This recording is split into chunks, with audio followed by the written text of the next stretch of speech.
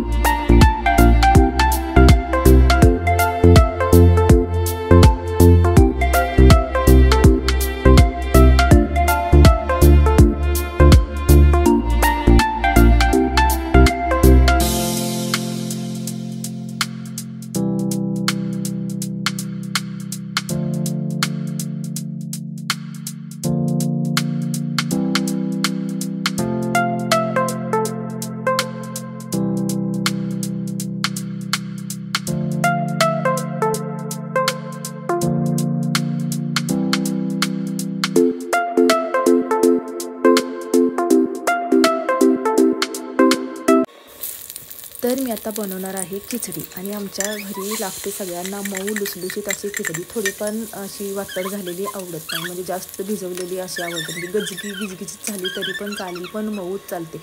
पण मी खूप छान अशी मऊ लुसलुशीत अशी छान खिचडी बनवलेली आहे. काय केलं, तेल गरम केलं, त्याच्यामध्ये फक्त मिरची टाकली, आम्ही जिरं वगैरे वापरत नाही. मिरची टाकली, त्यानंतर बटाटा टाकला, आपले भिजवलेले साबुदाणा टाकला आणि शेंगदाण्याचं कूट टाकलं, मीठ टाकलं. तेवढंच मी टाकलेलं आहे. थोडंसं चवीपुरती साखर टाकलेली आहे. छान तेलामध्ये भाजून घेतलेली आहे. एक नंबर झाली होती, खूप छान आवडली आहो. तर आमचे खूपच खुश झाले खिचडी खाऊन, त्यांना खूप आवडली. एकदम मऊ लुसलुशीत झाली, अजिबात वाटड झाली नाही. आणि वाटड खिचडी खाल्ली ना असं हे गाल वगैरे दुखल्यासारखं होतं म्हणतात ते, त्यामुळे त्यांना अजिबात कमी भिजवलेली खिचडी चालत नाही. एकदम मऊ लुसलुशीत आणि अशी छान अशी आवडते. तर मी अशी केलेली आहे आणि तुम्हाला आवडली असेल तर तुम्ही पण अशी नक्की करून बघा.